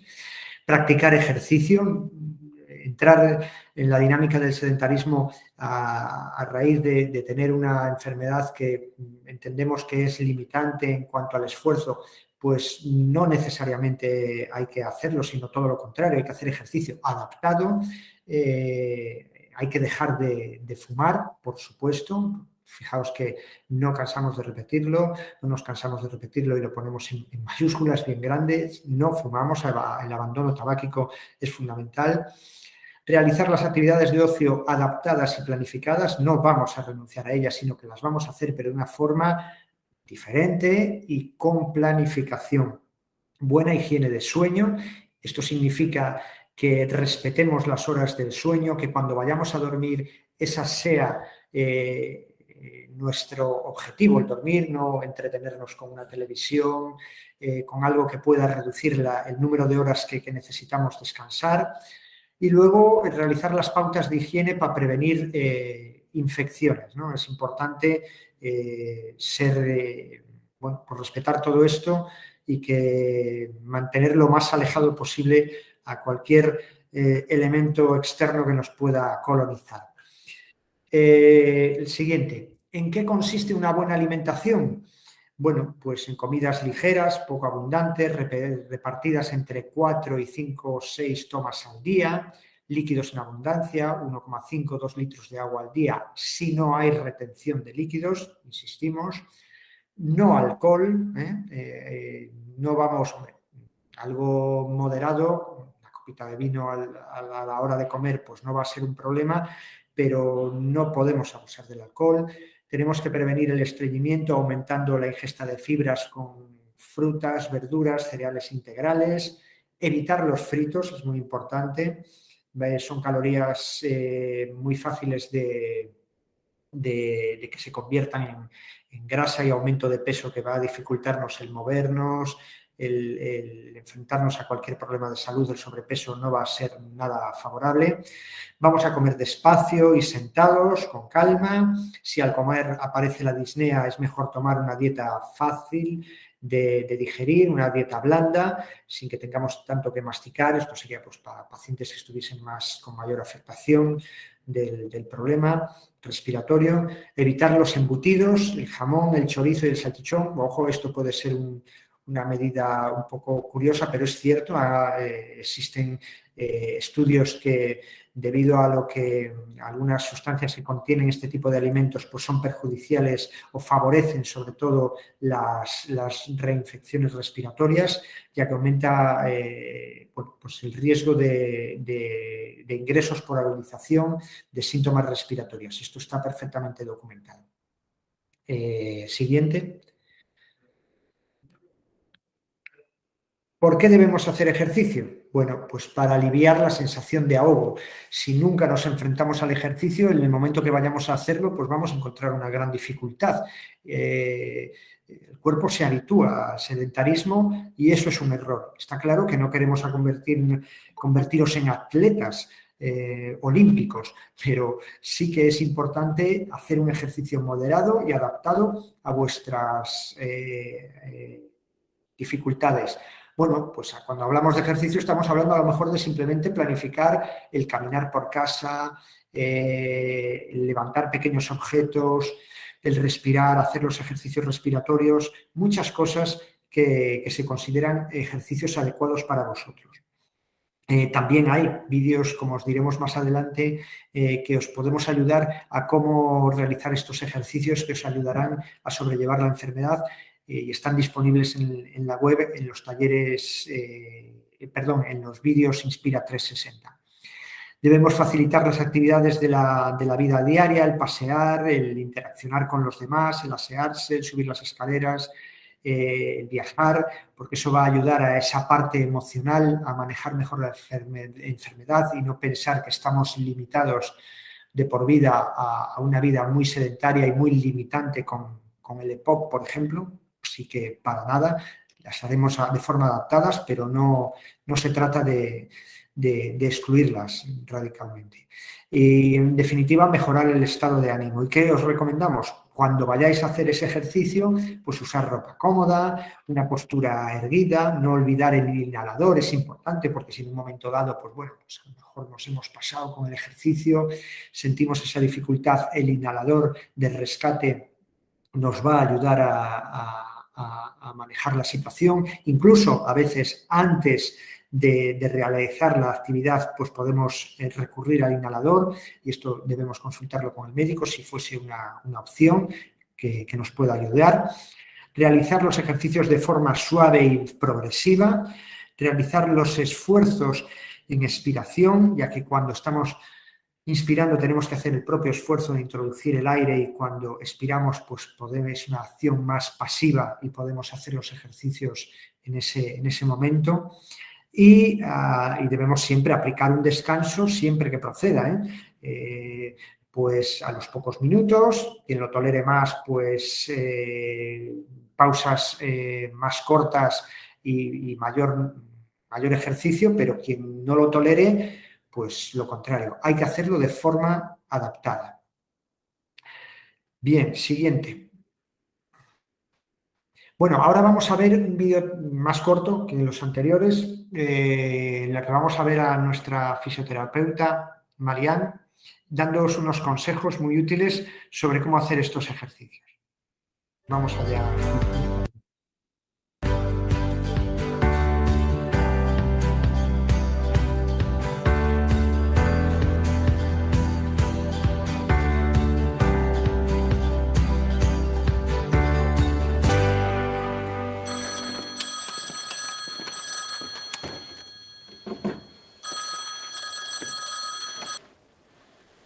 ¿Qué tal, Isabel? Espero que estés bien. ¿Te acuerdas que el otro día estuvimos hablando sobre hábitos saludables? Pues en este vídeo te voy a enseñar algunos ejercicios que te van a ayudar muchísimo. Y antes de que te asustes, Isabel, quiero que sepas que son muy sencillos y los puedes realizar en casa. Ya verás que si los haces durante un tiempo vas a mejorar y mantener tu fuerza muscular. Estos ejercicios los podemos realizar sin carga o con algún peso adaptado a nuestras posibilidades. Podemos utilizar los elementos que tengamos en casa, latas, botes o mancuernas. Lo importante es que el peso esté adaptado a nuestras posibilidades y que repartamos la carga por igual en ambos lados. Realizaremos el ejercicio con calzado y ropa cómoda y en una superficie antideslizante. Vamos con el primer ejercicio. Vamos a combinar el movimiento de los brazos con el desplazamiento de las piernas. Para ello llevamos brazos y puños al frente. Abrimos los brazos al tiempo que nos desplazamos a un lateral y recogemos brazos y recogemos piernas. Brazos al frente, abro y recojo. Lo importante aquí es que hagamos un desplazamiento de caderas, una apertura que nos sea cómoda en la que no forcemos. El siguiente ejercicio consiste en combinar la tonificación de los brazos con la elevación de las piernas. Para ello, colocamos los brazos en ángulo recto. Brazo, hombro, codo, en ángulo recto. Y abrimos los brazos al tiempo que elevamos la pierna y tomamos aire. Cerramos los brazos, al tiempo tiramos el aire y bajamos la pierna. Tomo y tiro. Tomo y tiro. Lo importante aquí es no elevar los brazos por encima de los hombros. En general, recomendamos que se hagan unas 10 repeticiones. En caso de fatiga, hay que disminuir la carga y el número de repeticiones. Pero lo importante es mantenerse activo. Además, te quiero recomendar un par de posturas que te van a ayudar en tu día a día para que realices menor esfuerzo. Por un lado, al agacharte a coger algo del suelo y por otro, al ponerte los zapatos. Para coger cosas que están en el suelo, los movimientos son: la pierna de atrás actúa como un péndulo. El cuerpo se mantiene en equilibrio con el pie y la cadera del lado en el que está apoyado. Si es necesario, apóyate en algún mueble para dar estabilidad. Debemos soltar el aire al agacharnos y tomar aire al volver a levantarnos. Para ponerte los zapatos, te recomiendo que utilices zapatos sin cordones a ser posible, para evitar tener que agacharte.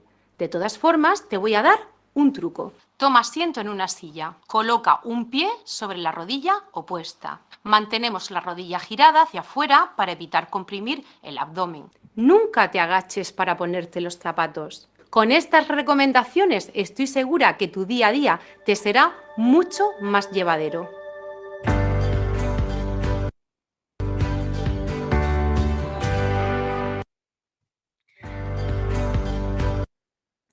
Bueno, muy bien, creo que son ejercicios muy simples que todos vosotros podéis ejecutar en casa, pero no penséis que porque sean simples no sean útiles, todo lo contrario, se basa en hacer repetición y, bueno, ser conscientes de que vamos a hacer un ejercicio y algo nos va a costar.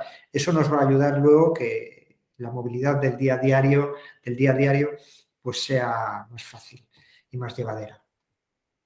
Bien, ahora vamos con una parte, bueno, la más amena, ya al final, este ya es el final del taller. Vamos a tratar de practicar lo que hemos aprendido con 5 preguntitas fáciles y para ver y valorar cómo habéis asimilado los contenidos del taller. Así que si os parece, vamos a ir con ello y animaros, cualquiera de vosotros levanta la mano si sabéis la respuesta. O abriendo el micrófono directamente o a través del chat nos podéis decir cuál es la respuesta correcta que vosotros veis. Exacto. La 4. La 4. La 4, bueno, la pregunta era ¿cuáles son los síntomas de la EPOC? Efectivamente, y vosotros creéis, estáis todos de acuerdo que puede ser la 4. Tos, disnea, producción excesiva de moco. Exacto. Esas son las características que prevalecen en el EPOC, más características de esta enfermedad. El oxígeno, ¿creéis que es un medicamento? Sí, no. Sí. Sí. Bien. A ver, vamos a ver. Pues sí, efectivamente, el oxígeno es un medicamento. Desde el año 2006 ha sido considerado como un medicamento. ¿Puedo fumar si estoy en tratamiento con oxígeno? No. No. Muy bien, me gusta esa rotundidad, todos al mismo tiempo y con fuerza. No, rompemos con el tabaco totalmente. No puede estar presente. Y recordad, pedid ayuda, porque no es fácil hacerlo, pero hay gente que trabaja para ayudar a aquellos pacientes que quieren comprometerse rompiendo con el tabaco. Se puede, se consigue. Siguiente. ¿Qué debo hacer si creo que estoy sufriendo una exacerbación, un empeoramiento repentino? Consultar al médico. Consultar al médico. El 1. A encontrarme mejor, tomar algún medicamento por mi cuenta a ver si mejoro. Ahora y sí. preguntarle a esa figura que siempre todo lo sabe, el cuñado. ¿Cuál creéis que es? El 1. El 1. Muy bien. Bueno, el cuñado lo dejaremos para El cuñado también es el último. Bueno, puede ser que el cuñado sea el médico. Entonces, en ese caso... Muy bien. Chicos, me gusta cómo vais en el examen. Hay que poneros nota. ¿Qué hábitos saludables se aconsejan seguir al paciente EPOC? Merendar a diario un bocata de chorizo, pasar la mañana viendo la tele mientras fumo un cigarrito, hacer ejercicios adaptados a mis posibilidades, comer de forma saludable, o todas son correctas. 3. 3 y 4. 3 y 4, muy bien, muy bien. Ahí lo de, no sé si alguien el que dijo hacer ejercicios solo adaptados a mis posibilidades estaba pensando en el bocata de chorizo. Recordamos, los embutidos tienen nitritos, facilitan las realizaciones y los ingresos hospitalarios por procesos respiratorios. Entonces, cualquiera puede pecar en un momento dado, pero debemos, de forma así en general, retirarlos de la dieta, ¿vale?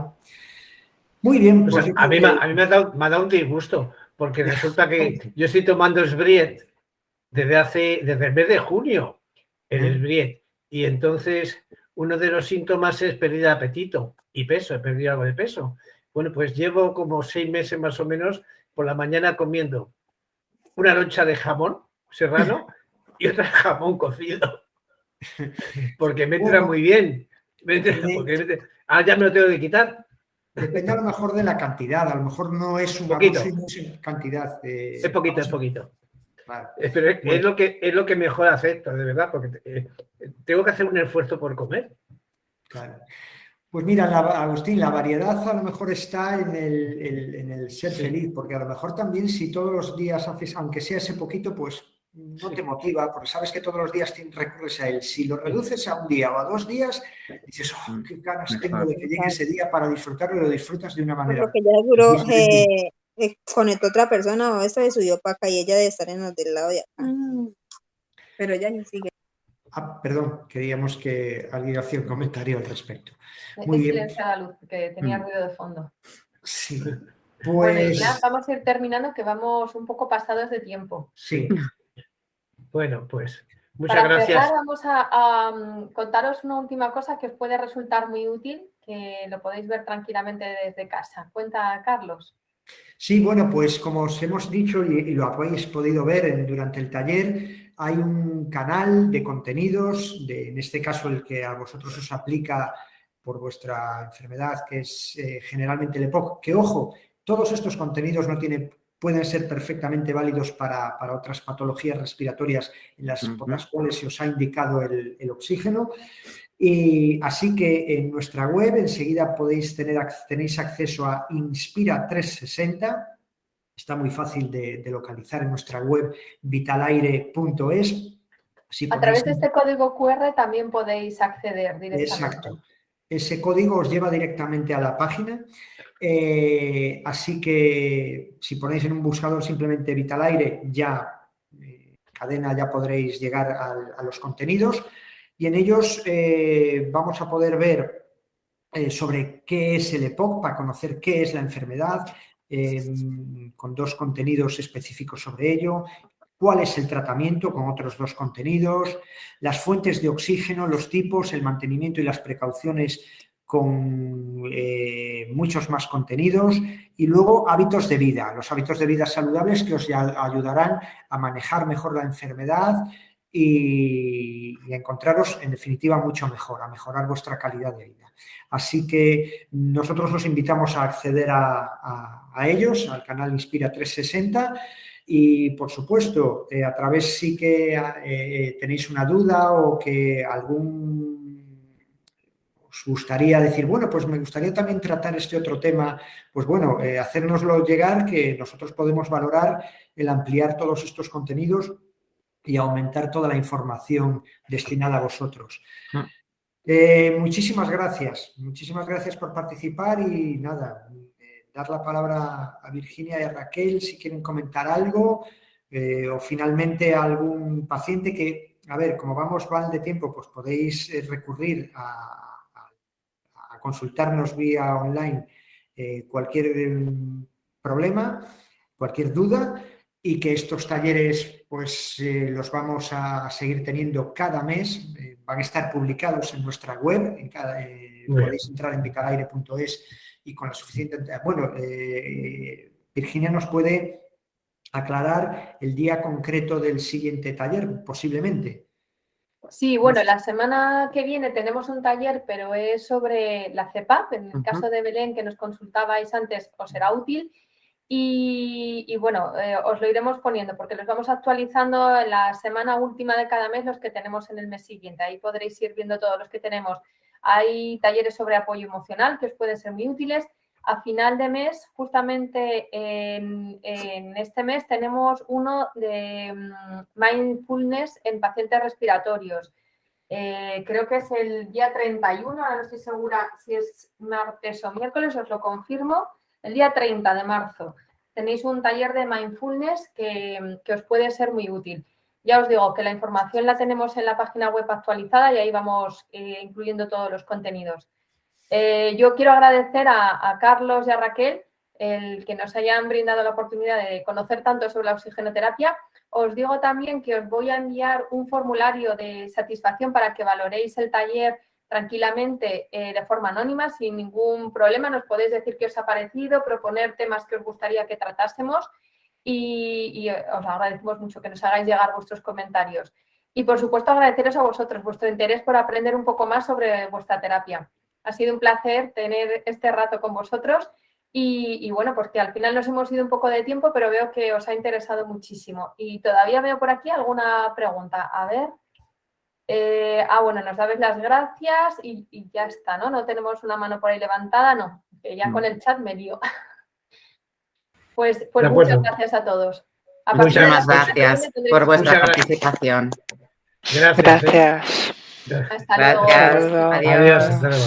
Gracias a todos. Chao.